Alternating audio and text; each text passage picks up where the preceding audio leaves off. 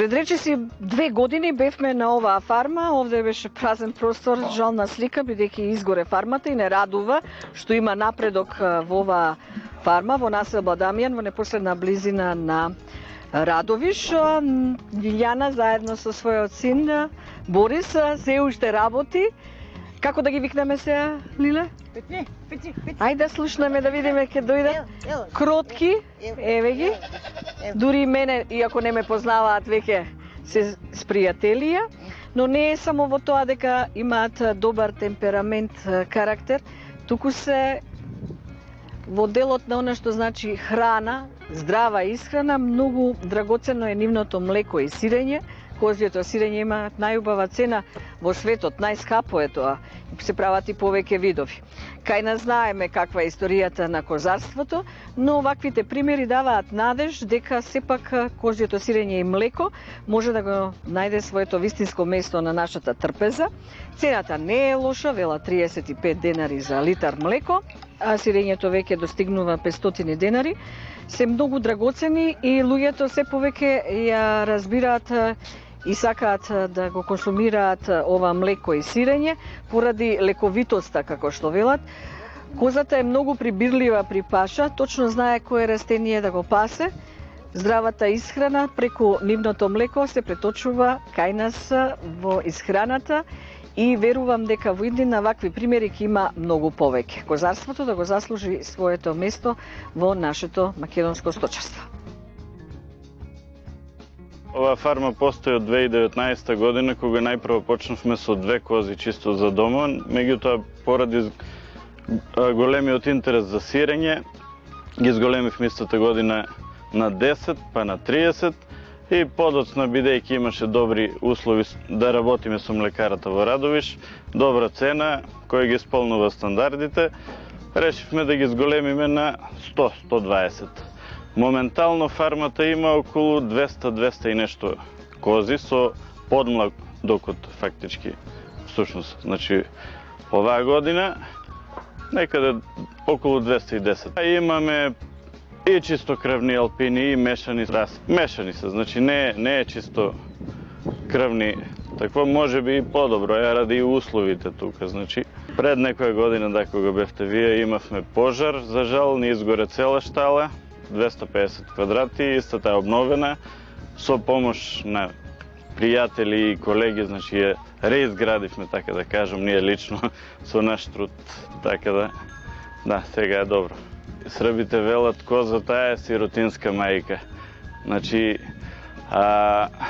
со една коза, 2 може една фамилија, буквално да изгледа 2-3 дечиња, така кажем.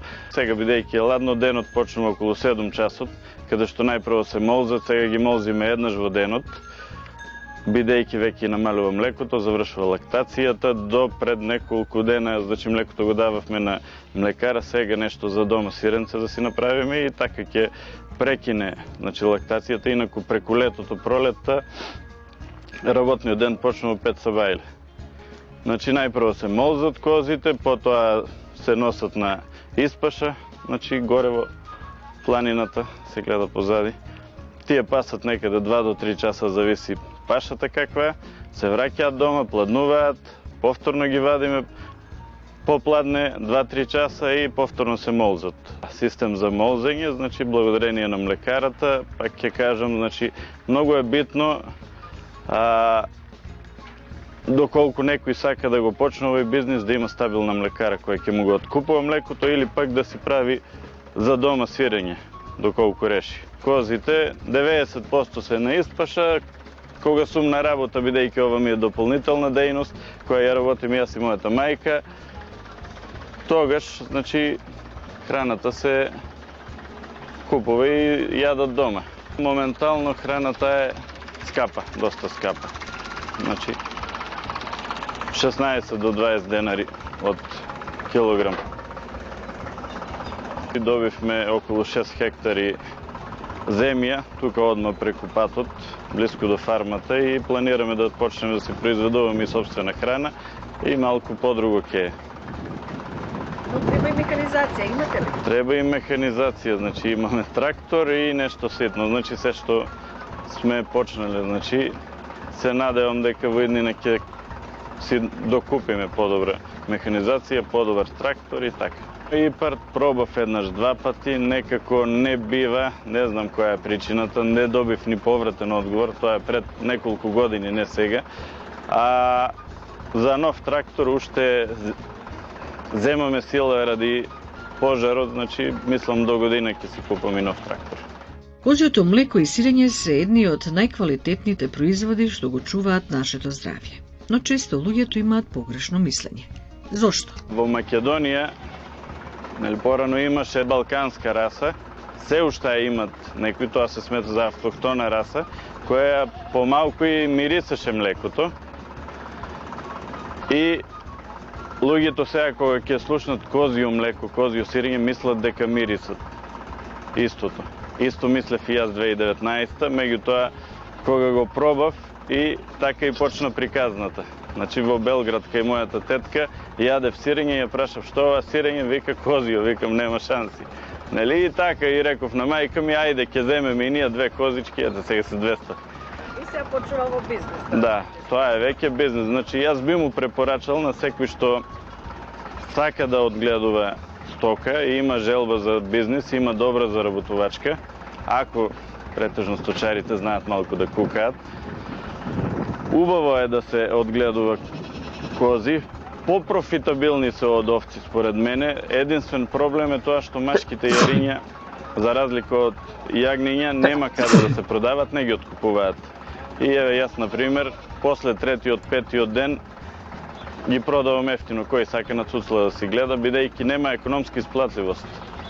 Лицата, барем така имам читано, кои што се алергични на млеко, можат да пијат козјо млеко слободно, нема никакви проблеми.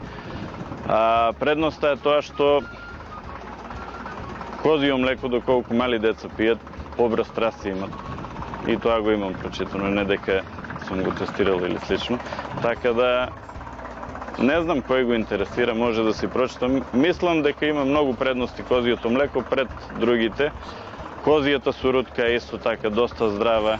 Козјото сирење, кое што е само што е направено, без да се стави во пресол, знам дека многу луѓе го имаат купувано, кои имаат проблем со канцер, со рак. Значи, било многу лековито.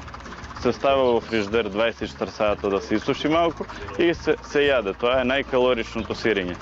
Колку добивате од една коза и има ли некоја рекордерка да помеѓу нив? Па искрено, бидејќи не ги молзиме на рака, не би кажал рекордерка дали има или нема. Од прилика знаеме која колку коза дава. Има многу услови од кои што зависи. Значи, јас така велам, просекот да ви е 2 литра, едното литро ќе биде за нив, едното е секако за вас. Така да, таа е некоја математика. Јас сум задоволен и со 2 литра да дават, просек сите е екстра. Се што е над 2 литра е екстра. Кои се идните планови, Борис? Идните планови, па се надевам дека ќе се прошириме, ќе зголемеме. Сега уиднина имам план да најдам и некој работник да ми помага, бидејќи јас си работам. Значи, јас сум вработен во полиција, ова ми е дополнителна дејност. Значи со мајка ми малку напорно ни доаѓа, меѓутоа би вработил некој работник. Сега, значи, работниците некаде барат околу 1500-2000 евра. И искрено вреди да му дадеш на некој, пошто јас ја знам маката која да работиш со жива стока. Сега малку тешко се наоѓа добар работник, тоа е проблем, не се проблем парите. Ело пече! Ело пече! Ело пече! Паметни се, многу се паметни. Освен љубовта кон овие животи, потребна е идеја, но и финансиска подршка, поволни кредити за да се купи нова механизација и да се искористи ИПАРД програмата. Полека се оди напред, а квалитетот на млекото и сирењето потрошувачите го препознаваат. И не само кога е во прашање здравјето, туку овие производи треба да бидат присутни секојдневно на нашите трпези. Не треба да гледаме како е во Франција, Италија или други земји, туку да се потсетиме како тоа го правеле нашите предци. И се е јасно.